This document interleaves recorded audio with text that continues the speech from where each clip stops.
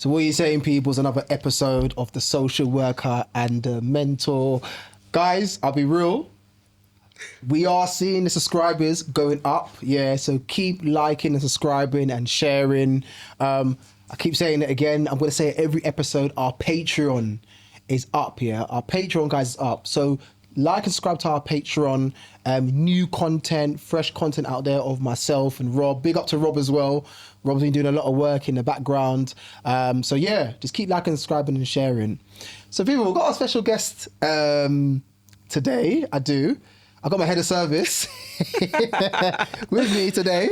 Well overdue. But could you please introduce yourself? So I'm Rosemary Frimpong and I'm the head of service of corporate parenting. Yay! Thank you. So Rosemary, before I want to go into, let's talk about your role. So what is your role actually? You're head of service, but what does it entail being a head of service for corporate parenting? So what does it entail? So I feel like in my role, I am one of the first parents for all of our children in care and looked after people. And I guess within my service, it looks quite similar across lots of London local authorities. It's children in care, care leavers, fostering and special guardianship and kingship carers. And it's all the components that work up in respect of children and young people who are in care long term. And I guess lots of people have tried to define what is corporate parenting, what it looks like. And I guess the service was reshaped around making sure that children in this part of the service had real values around parenting. So what does it look like to be a parent for those young people who are going to be in our service for a really long time? And I guess how I see my role as the head of service is to support my service managers and my team managers to make sure that there's systems for young people to achieve. One of the things I do see as a head of service is that you are very, very much, you're not detached. You go out, you meet with a lot of care leavers, you meet with a lot of foster carers, you meet with a lot of young people. That's very, very important. And I guess not a lot of your, I'll say, counterparts do that, but why is it you take it upon yourself to be as grounded as you are in your role? I think what's unique about me, and I think if you've ever worked in a local authority where you've been frontline practicing and then you've also taken a leadership journey, you can't detach yourself for children. You're automatically connected. But I guess what's really important for me in my leadership journey was that as I became a bit more distant from frontline practice, you have to, there's something about you have to maintain that closeness to practice. So you have to meet children to get to know why you're making decisions about children. And I think for me, the whole point about being a corporate parent is nobody wants an absent parent. People want a visible parent. And although you have to balance that with your leadership role and strategic meetings and kind of presenting, it's really important that the children see that you're visible. And that they understand that, okay, when Rosemary is thinking about services and changes, she's met us all, she's interacted with us, she understands what we need and how those decisions are actually impacting on children's lives. But I also love an event. I love an event. I'll be in an event. I think, we had the football event last week and I just came to play football with the young people. I know there was other aspects of things that I'm doing, but I think those are the memories that are really, really important for me as a corporate parent, that when our children grow up and lead independent lives, what do they remember about me and other people being there in that space? So for you, it's very important in terms of the footprint that you're leaving for the child and young person, because I do see a lot of the times that the young people, you, as a head of service, you make yourself very accessible for them to be able to speak to you. And I know obviously in terms of up the chain, you've got a social worker, you've got a team manager, service manager, but you make it a point to be accessible to them. Why is that, like, just specific to you and your leadership? Why have you specifically done that? I think it's just it's a leadership value that I find so important around being visible. And I think everybody has a different definition of what authentic leadership is. But I always think, how can I be authentic if I'm very distant? How do people get to know me, know my values? And how do I show my values to the service if I'm distant? And I don't know. I think it's part of being a social worker. When you qualify or choose this avenue to work with children and young people, there's no role that I would ever want to be in that I'd be so distant. And I know that I can find time and make time to stay connected to the service and get to know our young people. And I think legacy is really important. Yeah. And there's legacy in a leadership role that you build through strategy, through decision making, through process. But there's nothing more important than understanding how that's actually impacted on a young person's journey. Yeah. And also, what I want to ask Rosemary as well is, before I go in a bit further, I want to wind it back to before you became a head of service. 'Cause I think at one stage you was a PA, isn't it? At one stage. So I did the social worker / PA role when before corporate parenting actually formed, and it was more around if you had a child in care and they became over 18, you would still be their PA. Right, so I did both roles, which was really interesting for a while. And the relationship that you had with your young people, particularly, let's say, care leavers as well. One of the things that sometimes we often hear from care leavers is the fact that they're not really hearing from their social workers and their PAs. What was the relationship that you had when you was doing that dual role? It was really interesting doing that dual role, because I think what I valued, and I know systems have changed, was that I got to stay with my young person from when they were a child to when they turn over 18. And I think what young people always say to us is that 18 is, they're not an adult, they are still a child, they need time, and they still need that level of parenting. So although they were an adult in the eyes of the law and legislation, it was a good time for me to be in that role, because I was able to carry them through, you know, that birthday and that leaving care journey. And it wasn't that, you know, it felt like a cliff edge anyway for them at 18, but to have that consistency in relationship and personality was really interesting. I think at the time, and I know times have changed because I frontline practice pre-pandemic, I had what we'd call a caseload of 18, and they were very varied, some children in care, some care leavers. And I just remember being everywhere with my young people. And those are the days where people went into the office 5 days a week. But I just remember being everywhere with them. I would go to 4 people's first days of school, and I don't know how I'd manage it. I'll say, okay, I'll meet you at breakfast club, then I'll see you at the gates, and then I'm going to see you after school, because I found that memories are so important for young people, and being there and the richness in the discussions of trying to build upon plans and aspirations for young people, you need to be there with them in the moment. And I think some of my most interesting times is when I've done long journeys with young people, you know, if I've gone all the way to Liverpool, London to Liverpool with them, or for some reason we've ended up in the countryside when they're moving. And I think those are the memories and the most valuable time with young people. And I guess for me, I always tried to bring my manager at the time involved in that. So I would always bring my young people to our civic centre or to our events, because it was really important for me that my manager and my supervision understood what I was talking about when I was talking about young people. And making sure that that relationship kind of was felt throughout the whole department. But what are also, Rosemary, the gaps that you see in corporate parenting? Because a lot of young people in the care system, they do speak and they go and say, well, actually, my experience has been quite negative. I've moved from placement to placement. I haven't had a lot of stability. But so as a head of service, when you see those things happening within your service, how do you try to remedy it for that young person? It's difficult because you've got a lot of children that you're managing, but how do you try to remedy it? I think, it's really difficult. And I guess when I'm in places and spaces hearing that from young people, because I do make it my mission to go to the Children in Care Council, Our Voice, and see young people, I always think my starting point is to really listen and hear. So it depends on the young people. Some young people want to just share views and feedback with me, and it's really important to listen and hear.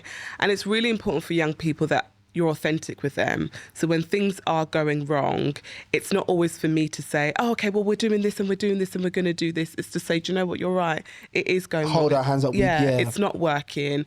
What does it look like for you when it does work? What do you think the system should look like when it does work? And bringing them along on that journey. And I always think about, when I'm thinking about strategies and processes and guidance that goes out there, I always consult with young people, always. And I know sometimes things need to be done quite quickly, but actually it needs to be done for the people that we serve, and those are young people. And it is, you know, it's painful to hear when things are not working as a head of service, because I take on the value around accountability quite heavy, because I think I'm the head of service. I'm embodying parenting values for young people and it's not working sometimes. Yeah. It's going wrong. Relationships are difficult and tense and it is painful. But I think about, when you think about a family model, things go wrong sometimes. They do go wrong. Relationships change. They become strained at times. But it's always about, how do we repair it? What does good look like for you? What does that repair look like for you, and how we can build that? And then I'm also the conduit between my workforce to say, okay, this is the feedback from my young people. These are the things that they want to see change, but also hear the experience of the workforce and also balance that. You know, they're dealing with some contextual challenges that make it difficult maybe sometimes to form relationships or be there. And it's a real balance to find. But I believe that everybody's coming to this job to do their best. Yeah. I believe that everybody has high aspirations for the young people that they work with, even when times are difficult and challenging. And I believe that there's always a way forward. It's not always easy and it's not always clear, but bringing everybody on the journey, there's always a way forward.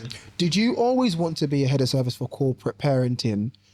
When you became a social worker and you started progressing up, was that your trajectory? I wanted to be a head of service for corporate parenting because it's something that you're passionate, or was there something personal within your own life that you think to yourself, you know what, that was my reason, that was my calling?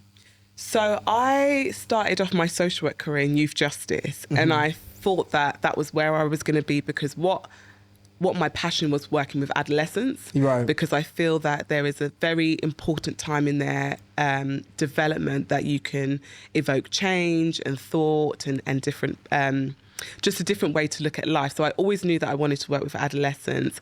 I fell into kind of the world of corporate parenting when, you know, through kind of personal experiences and people in my life, in their experience of care and leaving the care system and having kind of a family involved in that. And I thought, actually, you know, adolescents and children in care, care leavers kind of fell into my passion. I didn't think becoming a head of service was in my future, but I knew that I was doing a lot in terms of my training and development around leadership. And if I look at my career, every time I've done a leadership course, so I think about before I became a team manager, I did my practice education course and I did a consultation course in Kingston, and then an opportunity came for me to be a team manager. And then when I became a service manager, I did what we call the Black and Asian Leadership course, Bali, big up to the Staff College. And I did that, and I had a lot of people around me in leadership roles, and then the opportunity came for me to become a service manager. And then I did Leaders for London while I was a service manager, and then the opportunity came to become a head of service. So it wasn't a thought that I would become a head of service, but the development and the courses and you know, the coaches and the mentors that I had around me really helped steer that path to make sure that when I was thinking about my self-development, what was the next step going to be? And these were the next steps it was going to be. But I always knew that I wanted to work and make a change in a service that had an aspect around long-term care and adolescence. So I've got two questions I want to ask. So firstly, you mentioned about your own personal experiences. What personal experience did you have in terms of corporate parenting, for like what you were mentioning in terms of family?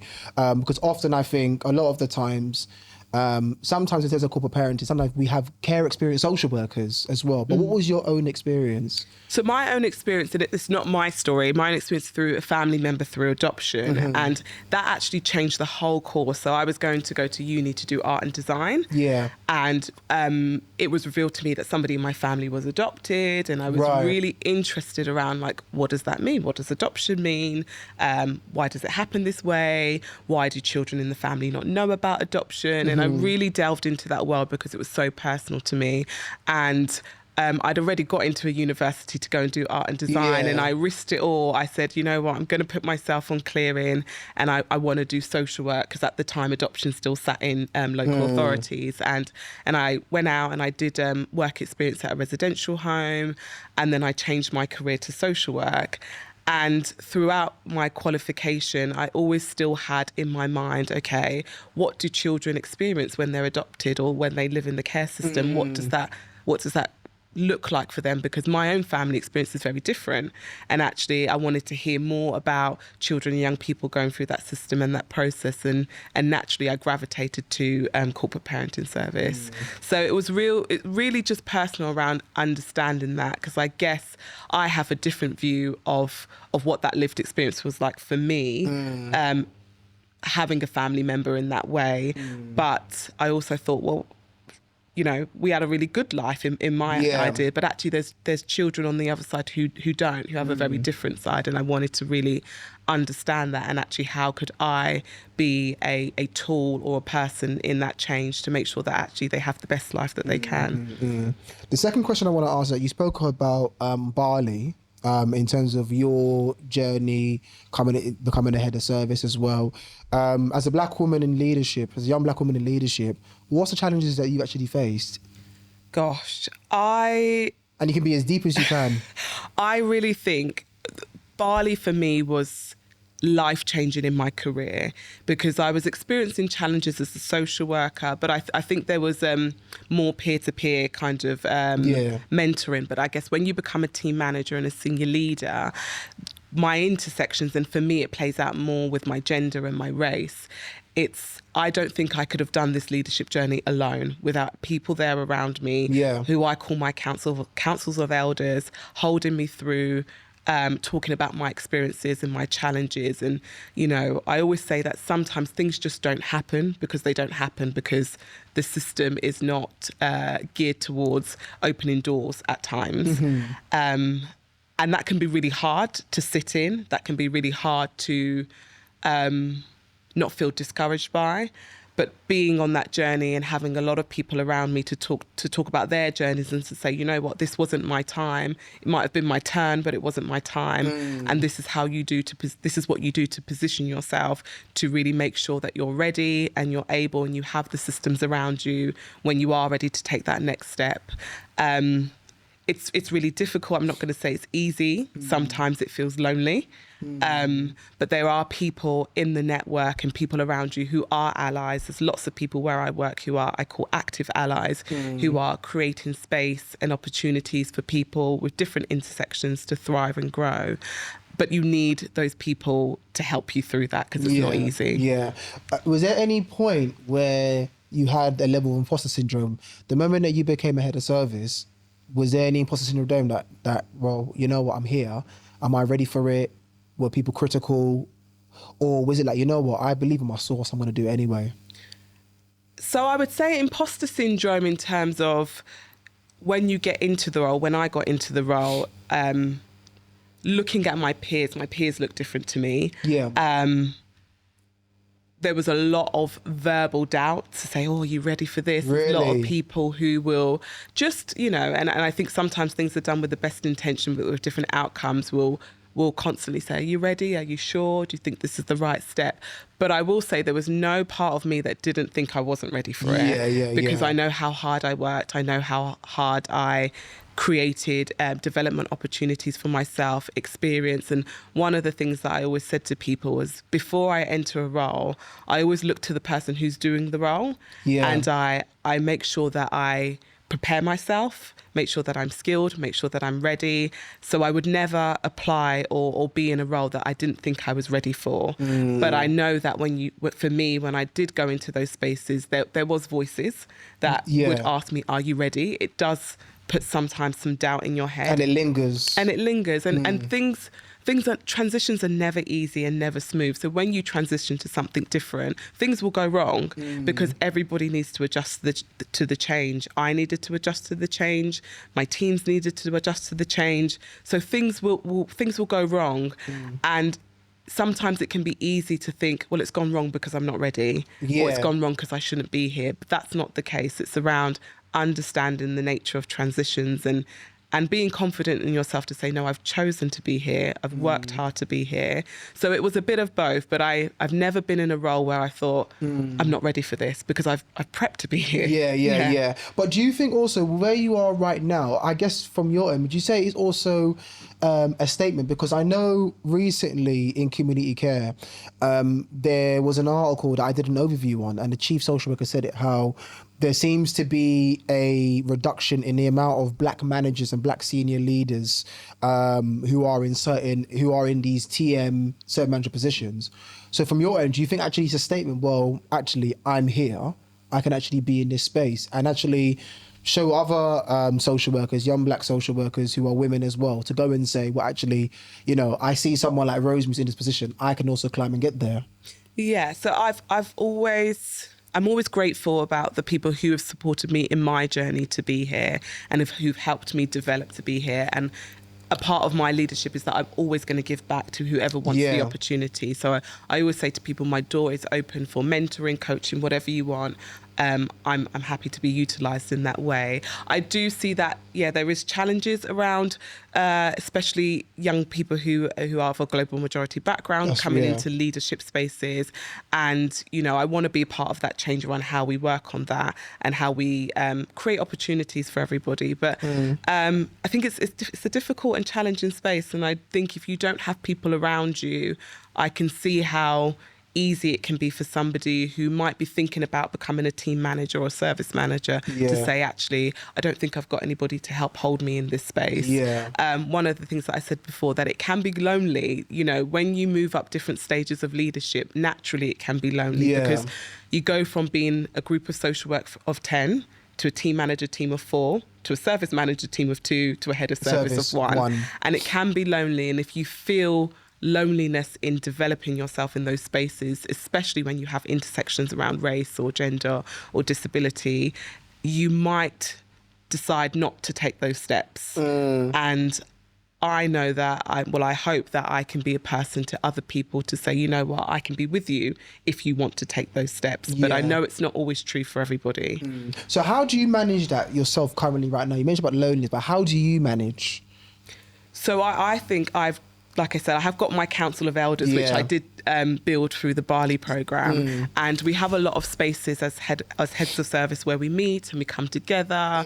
We have a WhatsApp group, and, you know, there's lots of places to connect with other heads of services, because in most structures it will be leading to one. I don't know a structure where there's 2 heads of services for one department. I only know one local authority where there's a deputy head of service, but that's rare though. Yeah, it's very rare, but I can see those roles have started to develop. But we have places and spaces where we do meet and we do come together. I use my supervision really effectively. It is to discuss the business and the operation of the work, but it is also to discuss myself. And I will always reach out to my manager if there's something that I'm struggling with. I will say, you know what, this is what I need. I think I need this to help me. But I'm not going to say that it's a difficult space to navigate. And sometimes there isn't a solution. Sometimes you feel lonely because you are the only head of service and you are the accountable one. That's a part of the job role. But there's always people to reach out to. And I think in social work, I would like to see social work grow, that leaders of all different positions and spaces are connecting to the workforce more. I want to go back. There's something that you mentioned earlier. I know I'm pivoting a bit.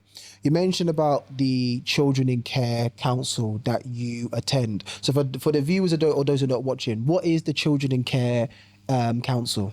So the Children in Care Council, and lots of different local authorities will call it different names, is where children who are in care or who have care experience come together. They usually meet quite regularly and they discuss things that are important to them. So they might have agendas and they might have specific issues that are important to them. And they meet normally with the participation team and they'll discuss things or put things on the table or think about change. It's a space for them. So it's not a space for kind of leaders to kind of come in and impose. But I'm always so grateful when they invite me into the space. And there's lots of things that I also want them to consult about. So I will request a space and time with them and they will usually invite me in. And they meet where in the local authority I'm from, they meet in the evenings, they have their time, and then I'll come into the session in terms of what they've invited me to or maybe what I've requested. And it's really it's a really important space because actually we need regular feedback from our children in care and those who are care experienced around how they are experiencing our services. And we need to know where things are going, well and they want to celebrate, and where things need to change or there needs some improvement. And I found those spaces really helpful and useful to me, because I'll be writing a strategy or a policy and they'll say to me, well, actually, what needs to come first is this. Yeah. And I haven't thought about it in that way for them. Yeah. And they've really, really helped me around communication and comms. So when they felt particularly distant from our service, they've really helped to say, do you know what, these are the things that are going to be helpful to us. And they raised something with me the other day that was something that I haven't thought about, but it's so obvious. They said our staff directory is a bit out of date. Yeah. So when they're looking for people to call and find, they go to the same people because they don't have an updated list. And I thought that's so simple for them, that actually they need to regularly know who works in the organisation, what they do, and who can help them. And one of the things I was going to say also is that from what you were saying in terms of Children in Care Council, that even in terms of the offer for care leavers as well, you're letting the young people lead in terms of the offer. So how important is it to them that they're leading on the offer that's available to them when they're in that transition from 18 to 25 and eventually leaving the system? So the local offer is so essential to young people who are going through the care system and care experienced, and every local authority will have one. So we have a local offer and there's a baseline for it, but it's important for me to know for young people, what do they need as a young person who's care experienced, but also what are they going to need as a resident?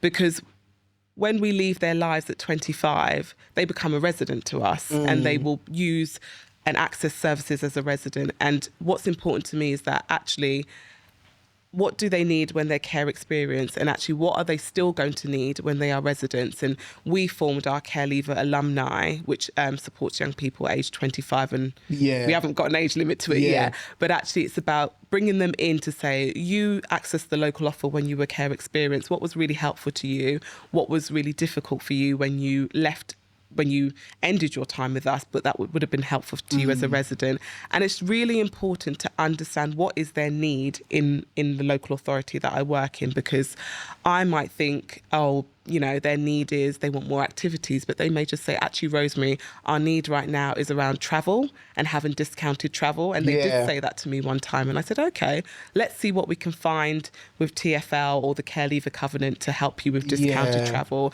And we found a concession offer, which means now they get discounted travel. Rates, and we've included that in our local offer. And it's important that it triangulates in that way. So although leaders like me will write it, it needs to be what they need, and it needs to be service led. So it's such an important tool, because I think young people, they naturally end our service with us at 25, but some do jump off at 21. And it's actually, even if they're not accessing a service from us, what is still out there for them to access, and how do they stay in touch with us? And I guess for me, Rosemary, from what you're basically saying to everybody, the footprint for you as a head of service is very, very, very, very important, because we know that for a lot of young people, their experience is variable. Some young people have positive experience being in care, others it's very much negative. And I know where you're working,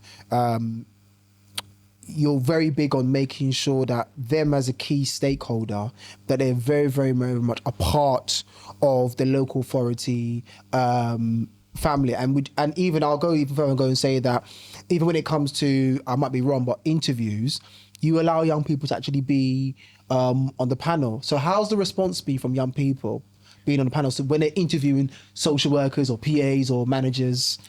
I believe it's positive. So I am yet to do an interview without a young person on the panel. I think they should always be on the panel, because they're the main stakeholder of the service. And young people have an intuition at that age that we lose as we get older. And they always tell me, you know, when we're grading and we're scoring, and they'll say something really important to say, that person used this language instead of this language. And it's so important, and it brings upon a different perspective when you're in that space.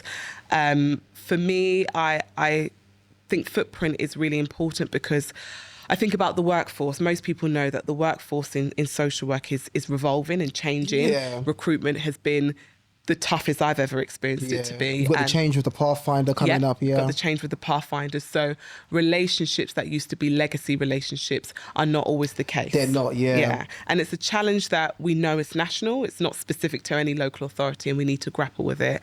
So my mindset has changed to say, actually, the children and young people need to be involved in process.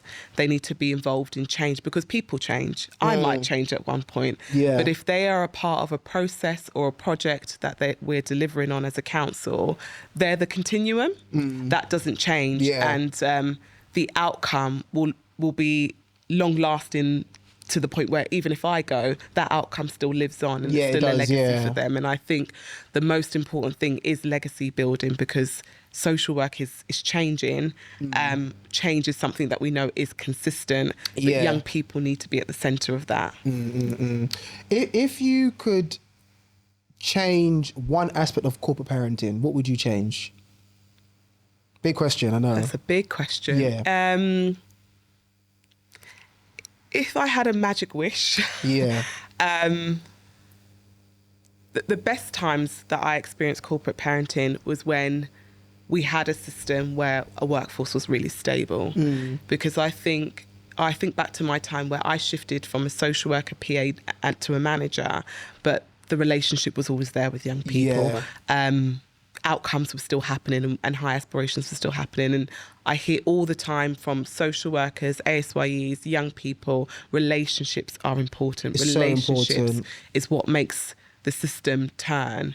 So for me, my wish would be something on the lines around how we keep and maintain relationships. I know that's closely tied to the workforce and recruitment. And I think about the biggest successes is when relationships have been maintained and you carry young people through difficult times, strained times, successful times. Yeah. And one final question. What legacy do you want to leave as a head of service for corporate parenting? So I have a mantra wherever I go, and the local authority I work in is really close to me because I've lived there, I've grown up there, I'm a parent there, and my mantra is, it's different to our local authority logo, is that I want that place to be the best place for children to live and grow up in, because it was the best place for me to live and grow up in, and I've obviously made the choice for my child to live and grow up in there. But I think anywhere I go, I want to make sure what I do impacts children to live in the best place and to grow up in the best place, so they also feel that I had a really good experience here. I would want my own family or my own uncle or niece or nephew to be here, because the systems and the service really supported me while I'm here. And I live by that mantra everywhere I go, whether it's where I am today or where I've been in the past, because like I said, legacy is so important to me. What I do somewhere, I want it to have a good impact for that person at the time. And social work, you have to think of it as ripples. An intervention you do now may not have an impact right now, but the ripple effect may be when the young person's 25, 26 or 27, the impact may happen then, but it shouldn't stop you for trying to make an impact now. So that's just how I see it. And that's what I want to leave in corporate parenting. And it's a service that I love so much. Maybe it's because I love being a parent myself. So I love having hundreds of children to look after, and of all different ages. And honestly, when I'm around our children and young people, I immediately just feel, and we don't talk about it enough in social work, I feel love and care for them. When I'm around them, I just feel like they're my children. And I know it's a corporate child, and that sounds very, very business-like, but I feel like they're my children.